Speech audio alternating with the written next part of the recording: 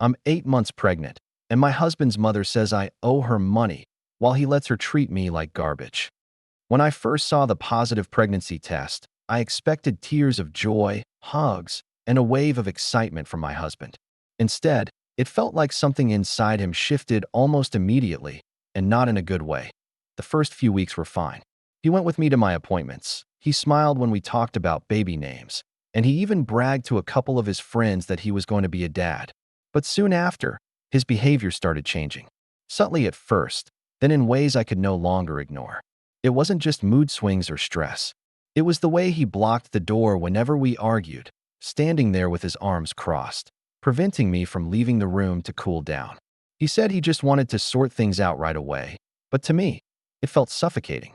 Like my freedom to walk away, to take a breath, was being stolen. I knew enough to recognize that this wasn't just talking things out. It was control. Then came the lies. Small ones at first, like saying he was working late only for me to find out he had been at the bar with friends. Or telling me he had already paid a bill when it turned out he hadn't even opened the envelope. Each time I confronted him, he brushed it off, acted as though I was overreacting. "You're too emotional," he'd say. "It's just the pregnancy hormones." But I knew better. I knew this wasn't me being hormonal. This was him shifting into someone I didn't recognize and didn't feel safe with. The worst part? He knew how vulnerable I was. 8 months pregnant, my body exhausted and my emotions already stretched thin. Yet instead of protecting me, instead of making me feel safe, he made me feel cornered. And I had no idea that his mother, my future baby's grandmother, would make everything so much worse that I wish I could say my husband's behavior was the only storm cloud hanging over my pregnancy. But then came his mother. From the very beginning, she treated my concerns like they were nothing more than whining. When I confided in her that her son was blocking the door during arguments, preventing me from leaving the room, she chuckled and said, "Oh, he just wants to sort things out right then and there. Don't be so dramatic. It's not like you're being kidnapped." Kidnapped. That word stuck to me like glue. Because yes, technically, maybe I wasn't tied up or thrown in a trunk. But the fear I felt in those moments was real. My voice didn't matter. My choice to step away didn't matter. And here was his mother, dismissing it all with a laugh. The more I shared, the more she belittled me. If I said I felt disrespected, she said I was too sensitive. If I admitted I was scared, she said it was just pregnancy emotions. And the worst part? She never held her son accountable. Instead, she turned everything back on me, painting me as the unreasonable one. It didn't stop there. She started inserting herself into every aspect of my pregnancy, even the delivery room. One night, right in front of her, my husband awkwardly asked if I would allow his mother to be present when I gave birth. I froze. I had already told him, very clearly, that I only wanted him by my side. That was my safe space, my boundary. But instead of respecting me, he looked me dead in the eye and said, "It's not about you. It's about the baby." Those words cut like a knife. As if the baby and I were separate beings. As if the person carrying this child, enduring the physical and emotional toll of pregnancy, had no say in what happened in that room. And his mother just sat there, her lips curling in a smug little smile, as if she had already won in that moment. I realized something terrifying. I wasn't just fighting for respect from my husband. I was fighting a two-front war, against him and against the woman who had taught him that this kind of behavior was normal. And the battle was only just beginning. 4 years before the positive test, we bought our house. We were young, terrified, and proud.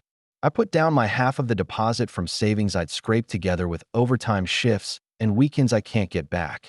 His mother gave him his half. At the time, she called it a gift. She hugged us on the driveway and said she just wanted to see her son get a proper start. We took a picture on the porch, her in the middle, arms around both our shoulders, like a blessing stamped onto the bricks.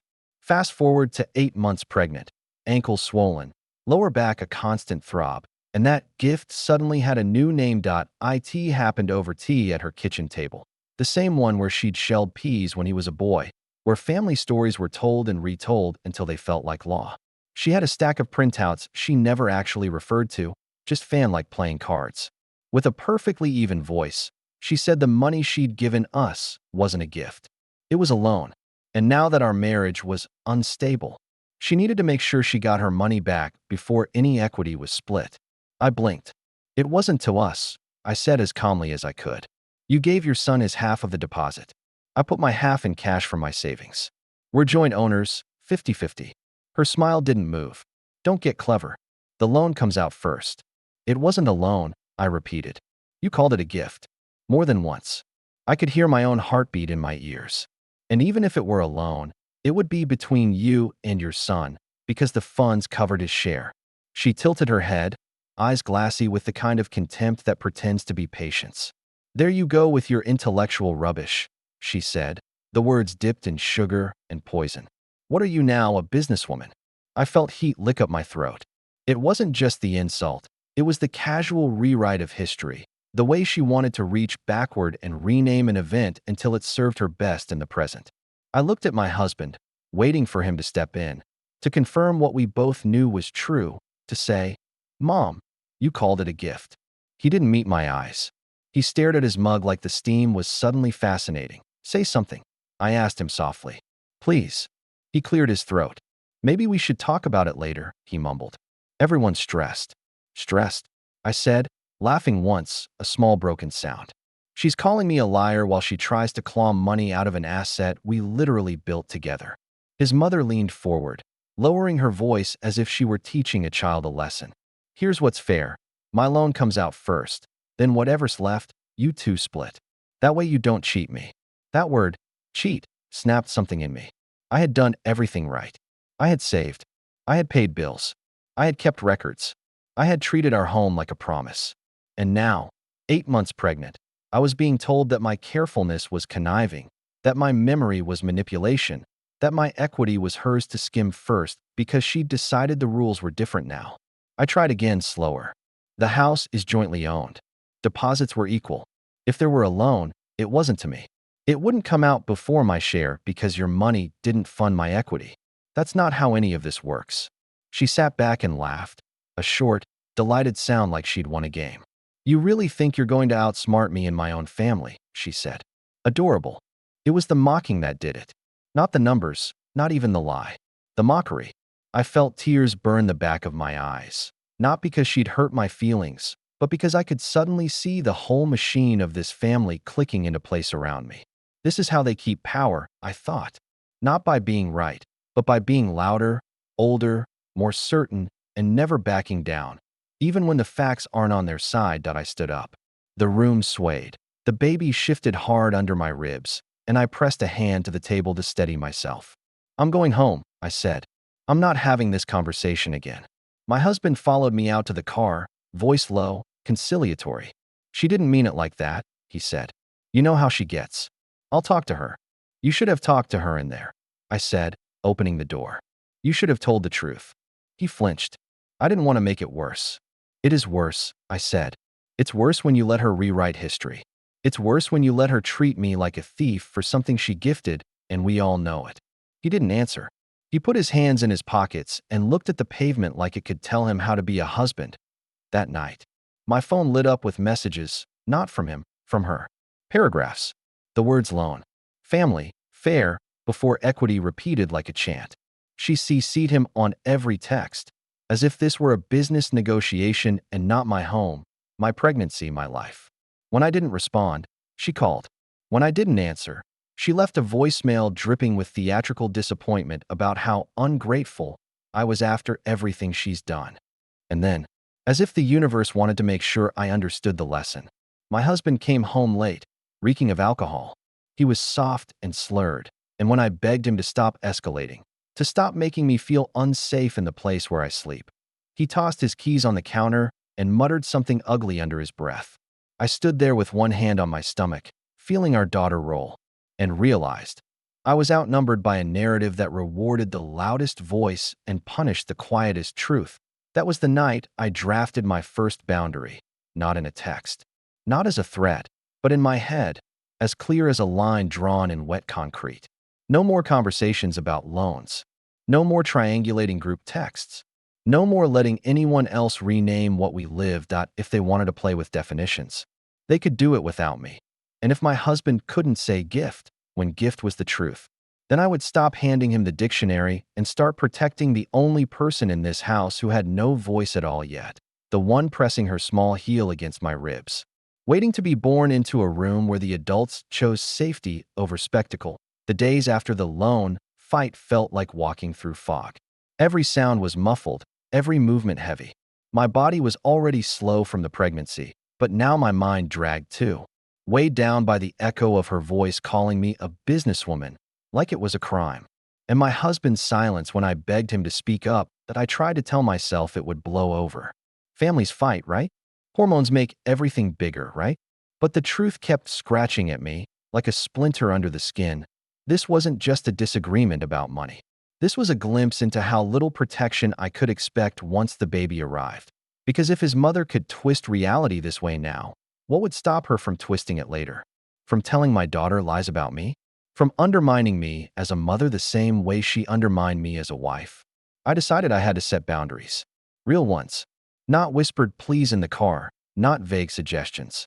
Actual rules. The first boundary was simple. I would not have her in the delivery room. I told my husband again, this time with no softness in my voice. I'm the one giving birth. My body. My choice. I need you there, but I will not have your mother in that room. He sighed like I'd asked him to cut off his own arm. You don't understand. She wants to be part of everything. She can be part of everything after the baby is born, I said. But in that room, while I'm pushing a human out of my body, absolutely not. He muttered something about how it's not about you, the same phrase that had gutted me before. I looked him in the eye and said quietly, if you keep saying that, you'll be proving exactly why I don't feel safe with either of you right now. The second boundary was harder, no more direct contact. I blocked her number. I told my husband that if she wanted to communicate with me, it had to go through him. She wasn't going to spam me with paragraphs about equity and fairness. She wasn't going to make me cry at midnight while I sat alone, rubbing my belly to soothe a baby who could feel my heartbeat racing. The third boundary was the one that nearly broke me. No contact with the baby. At least not while I was breastfeeding and recovering. I couldn't picture myself handing my newborn to a woman who mocked me, who shouted at me, who saw me as an obstacle instead of a partner. When I told my husband, his face went pale. You can't do that, he whispered. I can, I said. My voice shook, but I didn't stop. And I will. I won't expose our baby to someone who disrespects me this much. If she can't treat me like a human being, she doesn't get access to my child. He stared at me for a long time, and in his silence, I saw the truth. He wasn't horrified because I was being unfair. He was horrified because he knew I meant it. That night, lying in bed, I pressed both hands against my stomach and whispered to my daughter, I'll protect you. Even if I have to stand alone, I'll protect you. And in the darkness, I realized I already was standing alone by the time I entered my 8th month. Exhaustion wasn't just physical. Yes, my back ached. Yes, my ankles were swollen. Yes, sleep came in broken intervals. But the exhaustion that gnawed at me most came from constantly being on guard, never knowing whether my husband would come home kind or cruel, never knowing when his mother would find a new way to twist the knife. It all boiled over one night in the smallest, stupidest way. Dinner had been quiet. He ate quickly, scrolling through his phone with one hand, and muttered that he was going to head over to Mom's for a bit. I stared at him across the table. I thought tonight we were going to set up the crib, I said. The baby's due in a few weeks. He shrugged. There's still time. Something inside me cracked. Not loudly, not with fireworks, but like ice splitting on a lake. Sudden, dangerous, irreversible. You always say that, I whispered. There's still time. Later. Not now. But when is it ever about now? When is it ever about us? He sighed, pushed his plate back, and rubbed his temples. You're making everything a fight. No, I said, voice shaking but steady. You and your mother make everything a fight. I'm just finally refusing to lose every single one. His eyes narrowed. Don't bring her into this. How can I not? I snapped. She's in everything. In our house, in our arguments, in the delivery room I already told you she's not welcome in the equity of a house she decided was her personal investment. She's everywhere because you let her be everywhere. The silence after those words was so heavy it pressed down on my chest. He stood up, muttered something about needing air, and slammed the door behind him. I sat alone at the kitchen table, the baby shifting inside me, and I realized this wasn't just tension anymore. It was betrayal. Betrayal that he put her above me. Betrayal that he watched me drown under her manipulations and called it stress. Betrayal that he could hear me beg for respect and respond with silence. And yet, the most painful part wasn't his betrayal. It was the realization that I had betrayed myself by staying, by hoping, by shrinking every time they dismissed me, by convincing myself that later would come. That night, I made a promise. If he chose her again, if he chose silence again, then I would choose myself. And I would choose my baby, because sometimes survival means walking away. Even when the house is half yours, even when the crib still sits in pieces in a box, even when the man you loved looks at you like a stranger, sometimes survival means saying, enough. The next morning, he came home smelling of stale beer and cold air. He didn't say where he'd been. He didn't apologize. He just kicked off his shoes, collapsed on the couch, and turned on the TV as if the night before had never happened. I stood in the doorway of the living room, one hand on my stomach, the other gripping the frame for balance. "Do you have anything to say?" I asked quietly. He didn't look at me. "About what?" My chest tightened. "About walking out. About slamming the door. About leaving me alone all night when I'm 8 months pregnant." He flicked through channels. "You were overreacting." I didn't want to fight. That word again. Overreacting. A blade disguised as an excuse. I had spent months being told my feelings were too big, too dramatic, too hormonal, while the real issue, his behavior, went unacknowledged. Overreacting. I repeated, my voice breaking. "You think me asking for respect, for honesty, for help, is overreacting?" Finally, he looked at me. His eyes were flat, tired, already defensive. "I can't say anything right with you anymore. Whatever I do, it's not enough. Whatever I say, you twist it." I almost laughed, bitter and sharp. "Twist it? Your mother rewrites reality, and you let her. She calls a gift a loan, insults me to my face, and you stand there like a statue. That's twisting." I just repeat what actually happened. He rolled his eyes, stood up, and muttered, "I'm not doing this." And then he walked out. Not out the front door this time, just out of the room. Into the kitchen. Into silence. But the message was the same. He wasn't willing to stand in the fire with me. He would rather leave me burning alone. That I sank onto the couch he had just vacated, tears streaming down my cheeks. The baby shifted, her tiny foot pressing against my ribs as if to remind me she was there, listening to all of it. My heart broke at the thought. What kind of world was I bringing her into? A world where her father thought silence was safety?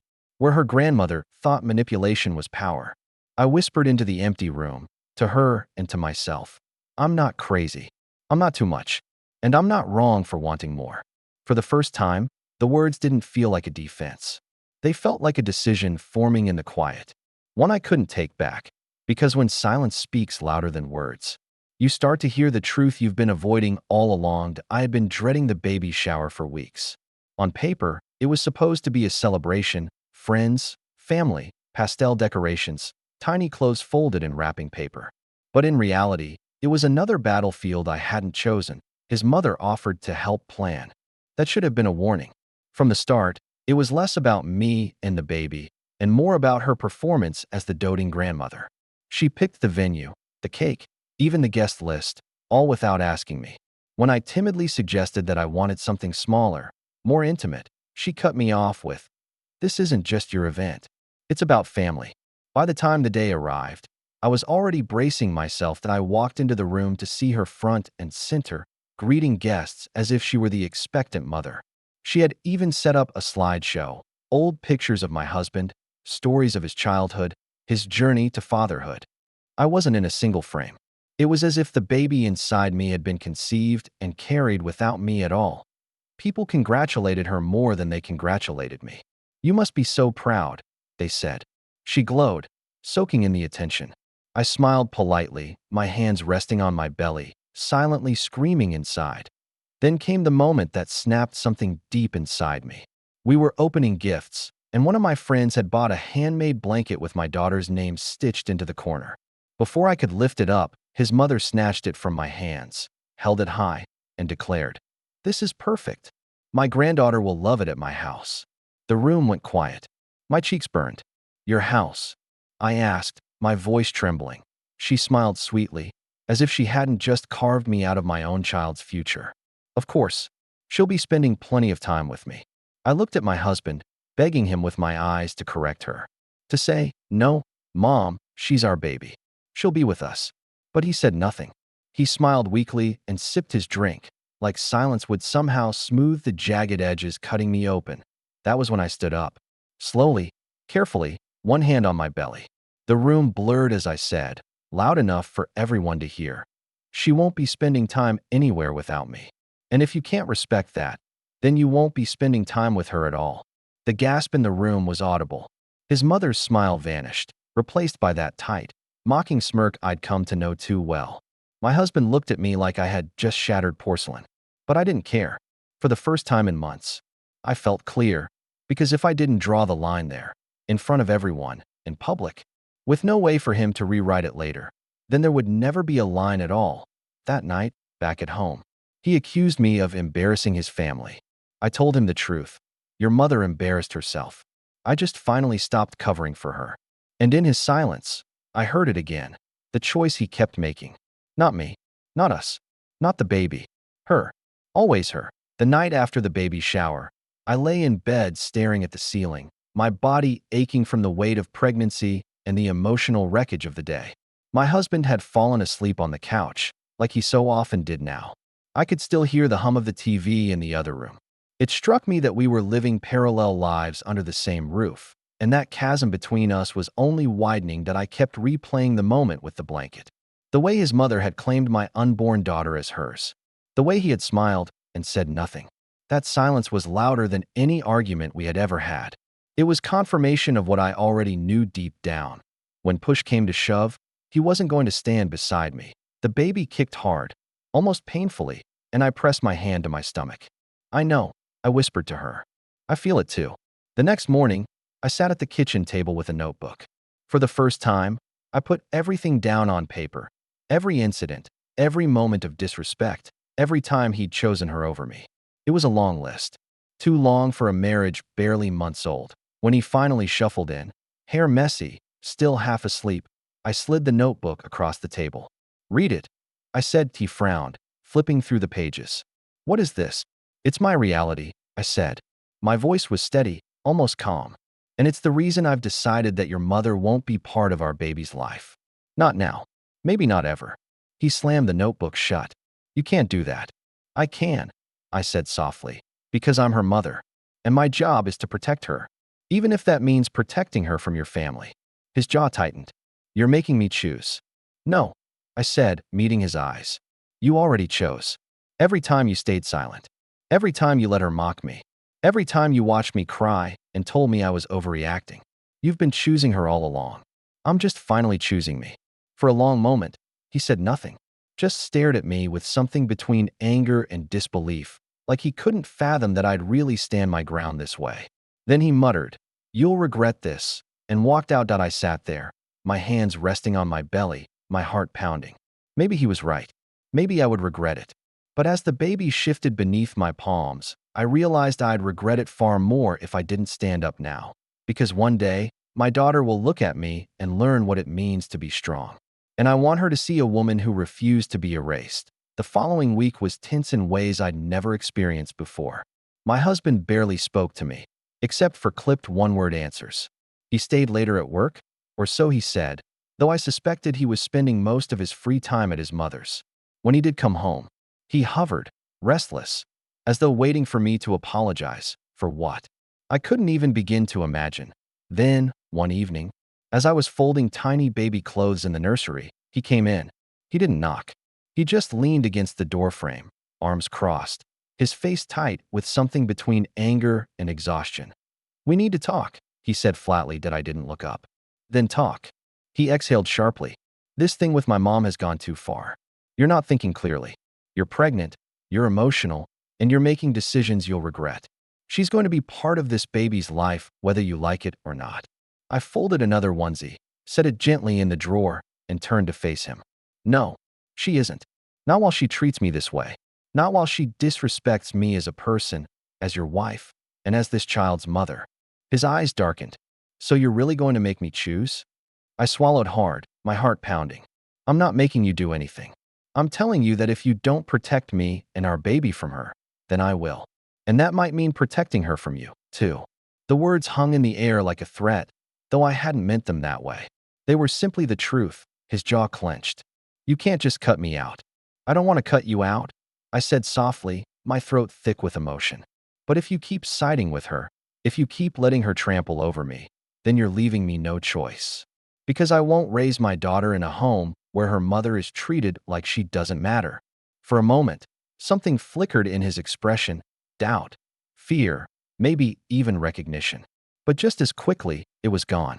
He turned, walked out of the room, and slammed the door so hard the walls shook that I sat down in the rocking chair, one hand on my swollen belly, and closed my eyes. The baby kicked, as if sensing the tension, and I whispered to her, I won't let them break me. I promise.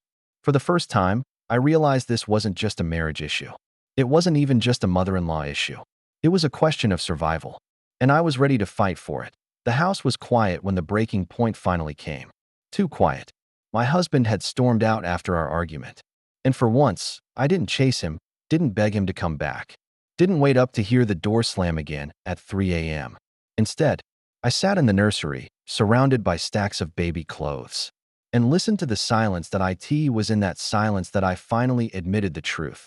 This wasn't the home I wanted to bring my baby into. Not like this. The next morning, I packed a small bag. Just the essentials, a few outfits, my prenatal vitamins, the ultrasound photos I couldn't bear to leave behind. I called my mother, my voice trembling as I asked if I could stay with her for a while. She didn't hesitate. Of course. Come home. When he returned that evening, I was waiting for him in the living room. My bag sat by the door that he froze when he saw it. What's this supposed to mean? It means I can't keep doing this, I said quietly. I can't raise our child in a house where I'm silenced, dismissed, and disrespected.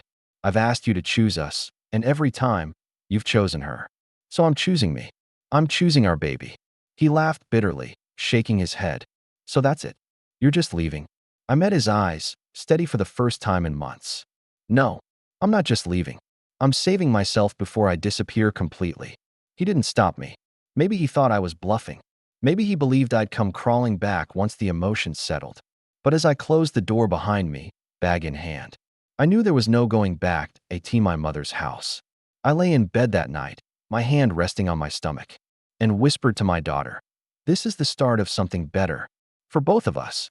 Because in the end, sometimes the bravest choice isn't holding on. It's letting go of the man who wouldn't fight for me, of the mother-in-law who tried to erase me, of the hope that love alone could fix what was already broken. And though the road ahead would be hard, I finally believed I could walk it. Not just for me, for her. Thank you for watching this story on True Tales Hub. Please like the video, subscribe to the channel, and turn on the notification bell so you won't miss our next story that we post new tales twice a day, and each one comes with unexpected twists you won't see coming.